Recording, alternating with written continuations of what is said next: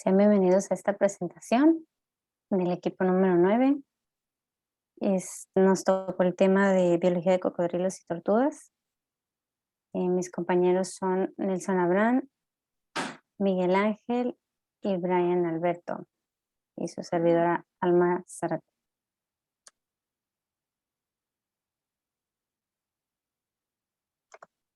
Estas son nuestras preguntas de investigación y vamos a continuar con nuestro compañero Brian.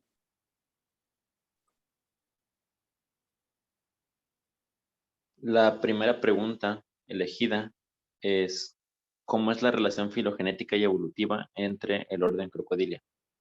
Y el artículo utilizado para responderla fue el de Jamie Oakes, publicado en 2011, que es A Time-Calibrated Species Tree of Crocodilia Reveals a Recent Radiation of the Two Crocodiles.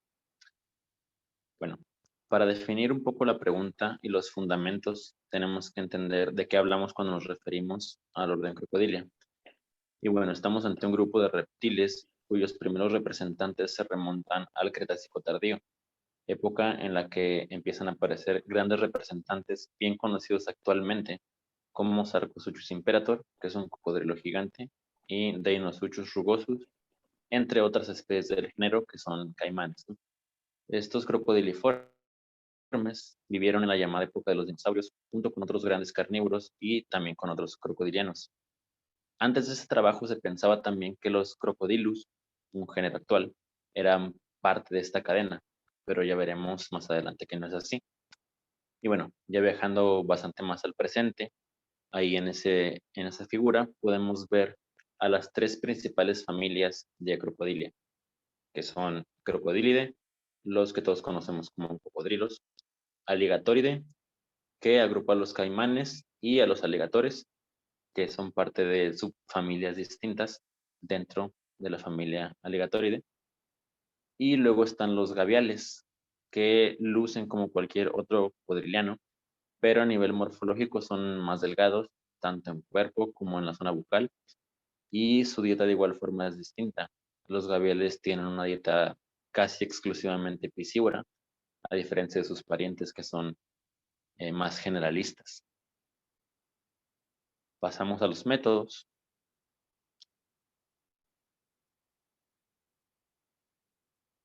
Donde se realizaron un análisis filogenético concatenado utilizando los programas BEAST, Garly y DPP. El objetivo fue comparar los resultados para ver si todos arrojaban la misma relación, y indicó que todos arrojaron una relación exactamente igual a nivel interespecífico.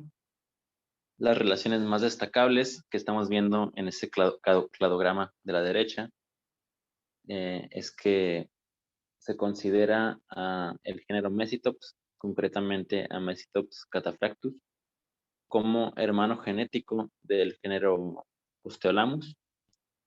De la misma forma, Crocodylus siamensis se considera hermana de otra especie del género, que es Crocodylus palustris.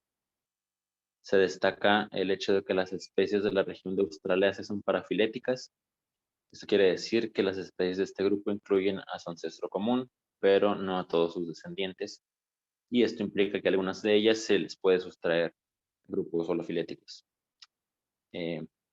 Esto viene también a dividir a Crocodylus niloticus, que es el cocodrilo del Nilo africano, en dos especies distintas relativamente lejanas genéticamente. Otra cosa es que previamente se consideraba a las especies Crocodylus niloticus, Novaegine, Siamensis y Porosus, todas ellas como un grupo monofilético. Pero esto indica Oakes que fue descartado gracias al análisis efectuado en BEAST. Y para cerrar,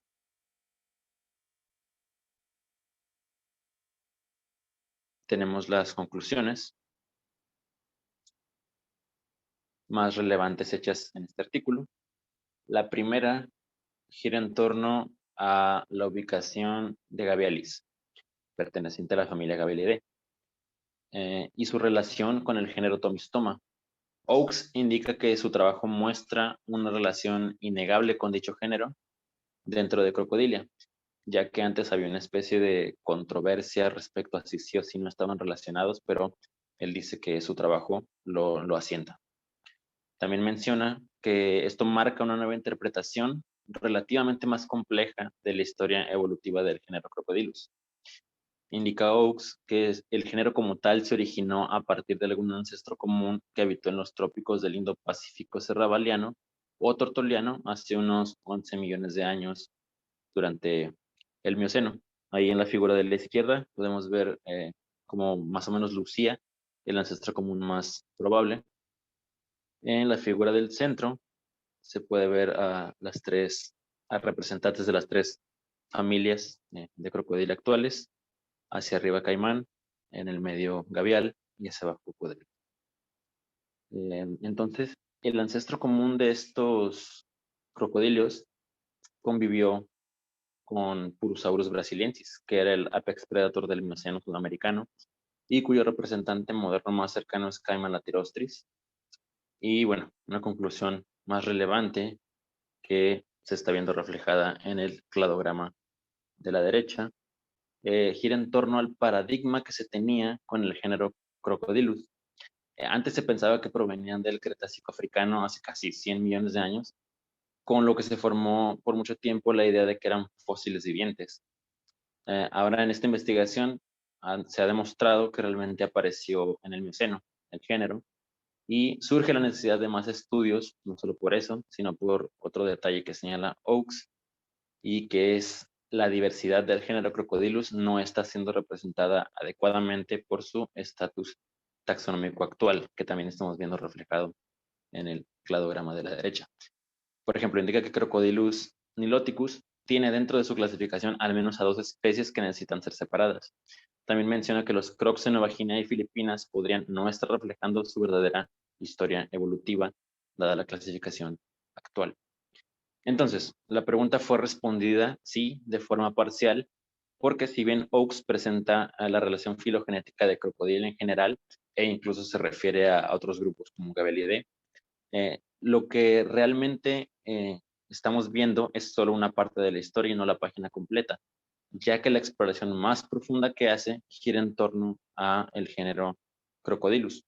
Y es justo por eso que él mismo señala que, dadas las conclusiones que saca, se requieren más estudios al respecto si se quiere definir con más precisión la historia evolutiva del orden Crocodylus.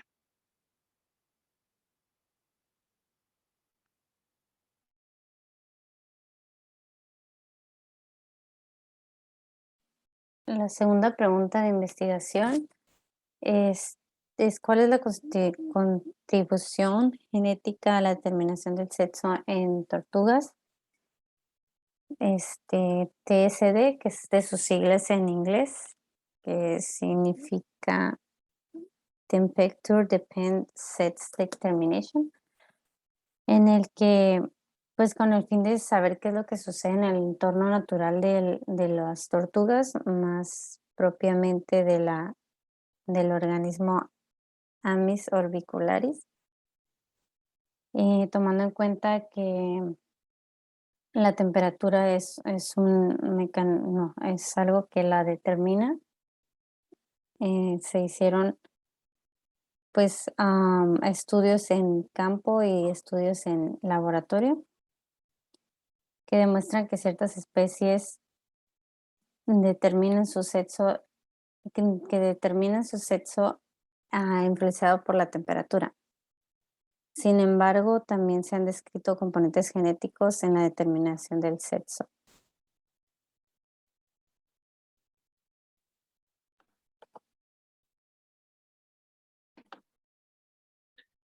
Con el fin de comprobar si en las tortugas con dependencia a la temperatura para su determinación del sexo, perdón, Girón estudió a Emis orbicularis, ya que previamente Sadbrowski encontró que es fácil detectar el sexo genético de los individuos a partir del antígeno HY, el cual lo utilizó para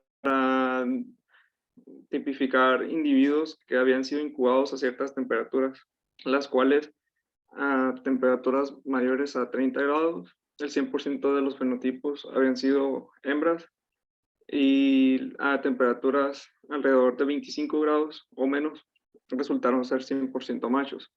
Sin embargo, encontró que alrededor de temperaturas de 28 grados, o sea, temperaturas medias, la mitad de la descendencia resultó fenotípicamente hembra y la otra mitad machos, lo que indica que hay un elemento extra en la determinación de sexos y no solamente se debe a factores ambientales.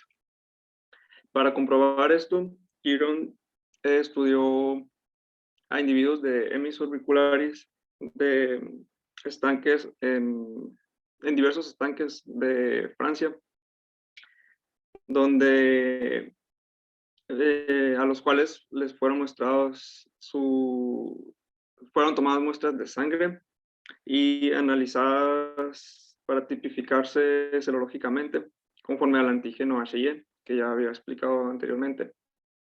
Cabe destacar que este antígeno en tortugas se encuentra tanto en tejido gonadal como en tejido somático, y en el cual las hembras expresan un alelo HY positivo para este antígeno y los machos un antígeno HY negativo genéticamente. Sin embargo, por diversos factores ambientales pueden verse cambiados o invertidos esta sexualidad genética. Bueno, esto fue parte de su método y como resultado del estudio se demostró que para esta especie existen tanto, como ya se había explicado, tanto factores ambientales como genéticos que determinan su sexo. En el estudio precisamente se encontró que la mayoría de los individuos concuerdan con su sexo genético, identificado por su tipo de alelo para el antígeno HY. Sin embargo, se encontró un pequeño grupo de individuos los cuales tuvieron un sexo invertido a su sexo genético. Y como ya se había sabido antes, esto sucede por la exposición durante su incubación a temperaturas ya sea feminizantes o masculinizantes, lo que pues es el principal argumento que señala que esta tortuga tiene influencia tanto de genes para su determinación sexual como del ambiente. Pasamos a la siguiente pregunta. Para nuestra tercera pregunta, tenemos la siguiente. ¿Cuál es el papel ecológico de alguna especie del orden Crocodilia? El artículo seleccionado para responder esta pregunta fue el estudio realizado en el ecosistema de la Reserva Nacional Big Cypress, en el suroeste de Florida, realizado por Bondavali y Ulanovix y publicado en 1990. Pues estudiaron un ambiente que contiene una alta densidad de depredadores, como es el alligator americano, por lo que la especie seleccionada para mostrar la importancia ecológica de este orden es el Alligator mississippiensis. Se sabe que la depredación, junto con otras interacciones ecológicas, es un factor determinante en la formación de comunidades y ecosistemas. Las acciones de los caimanes al modificar su entorno físico se ha citado en diversos estudios como parte fundamental para el mantenimiento de la biodiversidad de sus ambientes. Cabe mencionar que los hábitos de alimentación de los caimanes benefician a un número considerable de sus presas, como se mostrará adelante en los métodos. El método utilizado fue el desarrollado por Ulanovix y Puccia en 1990, el cual se ha aplicado a 68 compartimentos de la red que representa el ecosistema de los humedales de cipreses del sur de Florida. El estudio se realizó enmarcado en el Across Trophic Level System Simulation, el cual es un esfuerzo de múltiples agencias dirigido a comprender los recursos del sur de la Florida mediante la integración de poblaciones y procesos ecológicos en el contexto del funcionamiento de todo el ecosistema en general. Asimismo, se utilizó el programa IMPACTS, pero cuando se aplicó al conjunto de datos, la proporción de depredadores que ejercen un efecto positivo en general sobre sus presas fue mayor que en anteriores casos reportados. De igual manera, se dividieron las interacciones ecológicas en dos redes separadas, una para la estación húmeda y alta en agua, que comprende de junio a noviembre, y otra para la estación seca, de diciembre a mayo, cuando los niveles de agua son relativamente más bajos. Se recopilaron 4 métodos principales para analizar las redes de flujo cuantitativas en un solo paquete de software, que es este tercero, Network. Sin embargo, este programa solo se ocupa de las contribuciones positivas de los flujos de masa y no sigue la propagación de los efectos negativos que usualmente acompaña a la depredación. Por lo tanto, el programa IMPACTS fue utilizado para evaluar los impactos directos e indirectos, tanto positivos como negativos, de la depredación de los caimanes. Y pasaremos entonces a los resultados de este artículo. Entre las presas de caimanes, quienes reciben un beneficio significativo mayor son las ranas pequeñas, ranas medianas y renacuajos. Estos beneficios derivan del fuerte impacto negativo que los caimanes tienen como depredadores de las serpientes, que a su vez son depredadores naturales de los anteriores organismos mencionados. Los hábitos de alimentación de los caimanes pueden potencialmente aumentar 11 de sus presas durante la temporada de lluvias y 9 durante la temporada seca.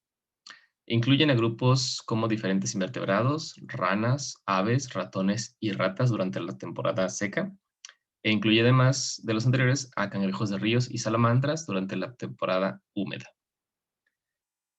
En general, el camino genérico presas, serpientes, alligatores parece fundamental para muchos de los efectos positivos que estos mismos ejercen sobre otras presas, pues los caimanes ejercen un impacto depredador más fuerte en las tortugas y serpientes que en los otros elementos comunes a su dieta.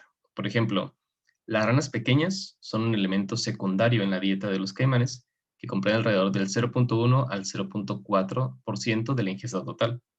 Por su parte, del 7.7% al 8.9% de la dieta de un caimán típico consiste en serpientes.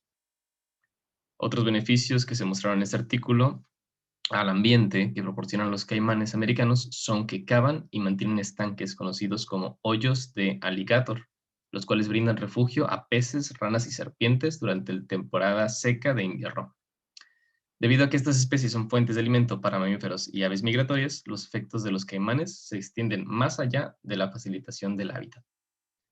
Así, los hábitos alimenticios y comportamiento estacional de los caimanes americanos los colocan como depredadores tope y como una especie clave para sus ecosistemas.